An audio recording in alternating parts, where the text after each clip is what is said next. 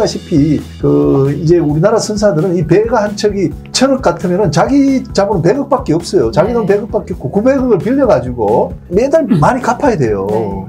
한 회사에 뭐 몇백억 떨어지고 하면은 그 배값 빌린 거 갚는데 지장이 오긴 올 거예요. 그러다 보면은 뭐 조그만 데가 한두 개가 도산에 이르는 그런 경우도 있지 않나 싶어요. 근데 큰 회사를 이야기하는 건 아니고 작은 회사인데 그분들이 막 일반적으로 이야기를 해버리니까 너무 좀 과장되게 들리는 것 같아요. 그래서 제가 구 교수님 HMM 걱정 안 하셔도 될 것 같아요. 저는 최종적으로 그동안에 그 공정위가 가진 돈 때린 거 보니까 최종 그 파이널은 약 2에서 4%를 부과했더라고요. 맞아요. 그러니까 우리가 너무 이렇게 설레발에 쳐가지고 뭐 매출의 10%를 때린다 이런 식으로 자꾸 설레발에 쳐서 할 게 아니라 제가 볼 때 지금 뭐 국회에서도 공정거래 위원장님이 여러 가지 현명한 답도 했는데 이런 걸 다 들어보고 최종적으로 전원회의에서 결정을 하니까 제가 볼 때는 꼭 뭐 8천억에 너무 집착하지 마시고 왜냐면 경제도 어렵고 지금 다 어렵잖아요. 그럼 선사도 이제 막 걸음만 하는 다시 어려워졌다가 이제 걸음만 하는 거 아닙니까? 한국해운의 재건을 위해서 정부에서 지원을 하니까 전 좋다고 봐요. 그런 거는. 그러면 이제 걸음만 하는데 망치를 두드려 패면 안 되잖아요. 그러면 그때는 조금 그래도 잘못된 게 있으니 그런 부분은 좀 있지만 그걸 배려해서 그런 부분들은 좀 조정을 할 수 있지 않나 제 개인적인 생각이 그래서 그런 부분을 최종적인 것을 좀 기다려보자.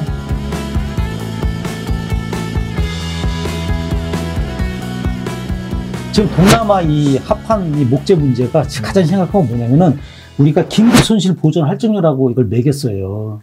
그 건에 대해서요? 예, 저는요, 제가 얘기합니다. 이게 선사들이요, 우리가 바프, 카프, 유료할증료, 통할증료, CIC, 컨테이너 임밸런스 차지라든지 지금 ECRS, 바로 이 긴급 손실 보전 할증료, 이런 것들이 과연 그 정당한 그 분석을 통해서 정당하게 매겨졌고, 만약에 유류가 다시 내렸다든지, 통화가 환율이 다시 내렸을 때 바로 반영을 해서 그러면 이것을 없애줬는지에 대해서 면밀한 조사가 필요합니다. 그러니까 이런 부분들이 예를 들어서 유가가 벙커씨가 올랐다 그래서 바프 매기고 또 EBS 매기고 좋다 이거죠. 그러나 내렸을 때 그럼 과연 바로바로 그걸 했느냐에 대해서는 조사가 잘 안 이루어진 걸 알고 있어요. 특히 이 ECR에서 이 긴급 손실 보전 할증료라는 이상한 걸 만들어가지고 이걸 했기 때문에 이거는 뭐냐면은 아까 김 교수님 말씀하신 게 맞습니다. 운임은 경쟁이 심하니까 자꾸 내려가요.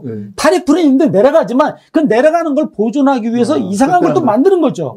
손실 보존 할증료라고. 그러니까 이런 거를 화주 입장에서는 받아들이기가 어려운 거죠. 그래서 이런 부분들은 저는 문제가 있다고 보고 또 이게 동남아 항로가 지금 문제가 됐잖아요. 그럼 한중 항로. 우리가 지금 한중 항로가 아시겠지만 실링제를 해가지고 약간 단무 비슷한 거예요, 이게 유럽에서는 신경 안 쓰는 거예요. 니네끼리니까. 그러니까 쉽게 얘기하면 자기들하고 영향이 없기 때문에 그걸 낚아두는 거예요. 지금 한중 항로, 한일 항로는 다 중국과 우리나라가 다 짜고 이렇게 하는 거예요. 이거 너무 떨어지면 경쟁이 심하면 적자가 심하니 이 정도 받아야 된다고 하는 거죠. 그래서 이게 우리가 보면 어떻게 보면 관행적으로 한중 항로라든지 한일 이런 게 어떻게 보면 이렇게 딱 짜여진 프레임이 있어요, 지금. 근데 저는 미래의 해운 선사들이 제대로 가려면 이런 거 빨리 없애야 됩니다. 경쟁을 해서 자생력, 경쟁력을 좀 갖춰야 이런 글로벌 선사들이 함부로 우리 동남아라든지 우리 한중 이런 데로 침탈하지 못하고 최근에 또 카보타지를 중국에서 또 해제를 또 해다 보면 결국은 우리나라 부산 신항이 타격을 입게 되는 겁니다. 그래서 이런 부분들에 왜 미리미리 대처를 못하고 그냥 엔조이만 하다 나중에 그런 일이 더 닥치면은 우리가 외국 선사들한테 맥히거나 이런 부분이 있다. 그래서 저는 이제 미리미리 좀 우리가 자생력을 키워야 되지 않냐 이런 말씀 드리겠습니다. 이 부분은 여기까지만 말씀 나눠보도록 하겠습니다. 아까 잠시 구 교수님이 언급하셨던 내용이긴 한데요. 과징금 규모가 워낙 커지다 보니까 이번에 산출된 과징금이 총 8천억 원 규모죠. 워낙 크다 보니까 23개 선사가 15년간 거둬들인 매출의 8.5에서 10%에 해당하는 금액이라고 합니다. 세부적으로 보면은 국적 선사가 부담해야 할 과징금은 5천억 원이고 외국 선사는 3천억 원 규모로 추정이 되고 있습니다. 해운업계 내부에서는 이번 과징금으로 인해서 자칫 해운 재건의 발목을 잡진 않을까 이런 우려도 내놓곤 하거든요. 담합으로 발생한 영업이익에 비해 과징금 규모가 과도하다고 생각하시는지 양측의 입장 간단하게 들어보도록 하겠습니다. 교수님 어떻게 생각하시나요? 아까 구 교수님이 극단적인 비교를 하셨어요.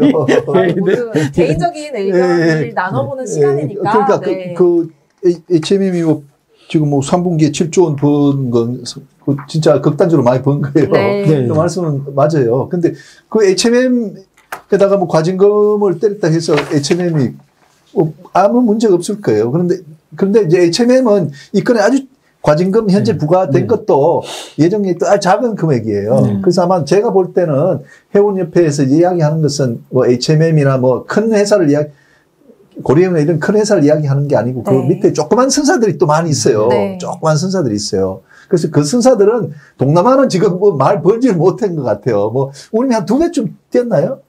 뭐 운임이 얼마 안 뛰었을 거예요. 동남아는 그렇죠. 동남아 얼마 안 뛰었어요. 그러니까 요 지금 문제되는 회사들은 뭐 조그만 선사든 우리나라에서 이제 태국 가고 뭐 저기 뭐 멀리 싱가포르 가고 하는 그 선사들이니까 운임이 얼마 그러니까 수입이 이렇게 많지가 않아요. 그리고 막 그분들 주장은 이런 걸 그 15년 동안은 되게 뭐랄까 적자를 많이 봤을 거예요. 그때는 경기가 워낙 안 좋았기 때문에 그걸 이제 보존하는 차원이고 아시다시피 이제 우리나라 선사들은 이 배가 한 척이 1,000억 같으면은 자기 자본은 100억밖에 없어요. 자기 돈 100억밖에 없고 900억을 빌려가지고 매달 많이 갚아야 돼요.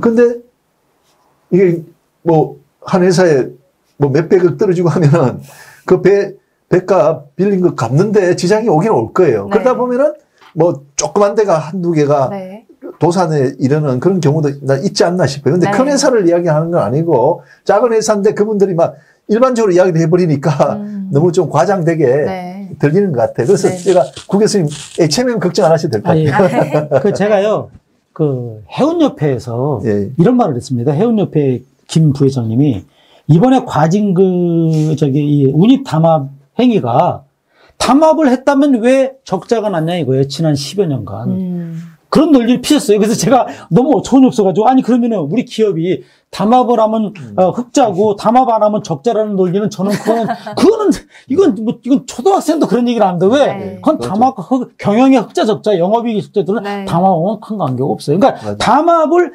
적자가 났기 때문에 담합을 안 했다는 논리를 피시더라고요. 이거는 제가 그 말 듣고 깜짝 놀랐습니다. 그거는 아니고. 그러니까 해운 경기의 불확실성과 변동성 때문에 지난 10여 년간 엄청나게 힘들었어요. 물론 2006년 전까지는 엄청 또 호황이었어요. 그러다가 또 불황이 또 오고 이렇게 온 거거든요. 그래서 한진해운이 파산까지 됐는데 그래서 그런 논리를 자꾸 피면 저는 안 된다고 보는 거예요. 그건 아니고 예를 들어서 이번에 HMM이나 SM이 지금 1조 돌파했더라고요. 매출이 그 정도로 커졌어요. 그래요. 1조 돌파했어요. 그러면 그런 데는 과징금 내도 큰 지장은 없어요. 다만 우리 김영 교수님 말씀하신 대로 우리 중소 선사들이 있어요. 지금 보면 이런 남성이나 뭐 조그만 회사들이 있거든요. 이런 회사들은 남성 튼튼해요. 튼튼합니까? 그러면 약간 타격이 될 수는 있어요. 그렇죠? 근데 문제는 이제 그렇기 때문에 제가 이런 말씀 드리고 싶어요. 국내 12개사가 한 5,600억, 외국 선사 11개가 2,300억, 그래서 한 8,000억 되는데 저는 최종적으로 그동안에 공정위가 과징금 때린 거 보니까 최종 파이널은 약 2에서 4%를 부과했더라고요. 맞아요. 그러니까 우리가 너무 이렇게 설레발에 쳐가지고 뭐 매출의 10%를 때린다 이런 식으로 자꾸 설레발에 쳐서 할 게 아니라 제가 볼 때 지금 뭐 국회에서도 공정거래 위원장님이 여러 가지 현명한 답도 했는데 이런 걸 다 들어보고 최종적으로 전원회의에서 결정을 하니까 제가 볼 때는 꼭 뭐 8천억에 너무 집착하지 마시고 왜냐면 경제도 어렵고 지금 다 어렵잖아요. 그럼 선사도 이제 막 걸음마 하나 다시 어려워졌다가 이제 걸음마 하는 거 아닙니까? 한국해운의 재건을 위해서 정부에서 지원을 하니까 전 좋다고 봐요. 그런 거는. 그러면 이제 걸음마 하는데 망치를 두드려 패면 안 되잖아요. 그러면 그때는 조금 그래도 잘못된 게 있으니 그런 부분은 좀 있지만 그걸 배려해서 그런 부분들은 좀 조정을 할 수 있지 않나 제 개인적인 생각이 그래서 그런 부분을 최종적인 것을 좀 기다려 보자 이런 생각입니다. 최종적으로 2에서 4%의 과징금 부과하는 게 맞다고. 아니 그건 맞는 게 아니라 그동안 과징금 부과가 그렇다 이거죠. 너무 8%, 10%에 집착하지. 참고로 말이죠. 우리나라에서 과징금 부과가 가장 많이 맞은 회사가 현대차인데요. 1,000억이 넘더라고요. 한 번 맞은 게. 그래서 그런 부분도 있더라고요. 근데 그건 이제 좀 예외적인 상황이고 보통은 그 매출액의 2에서 4% 뭐 이런 식으로 했더라고요.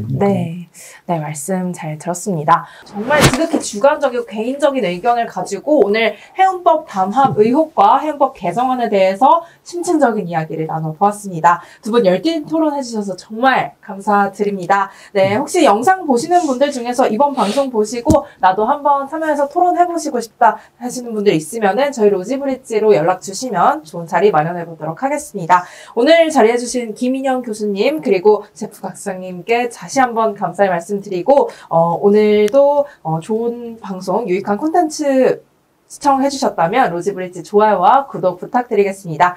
모두 새해 복 많이 받으시고 오늘 방송은 여기까지 진행하도록 하겠습니다. 감사합니다. 예, 감사합니다. 네, 예, 수고하셨습니다. 예, 네.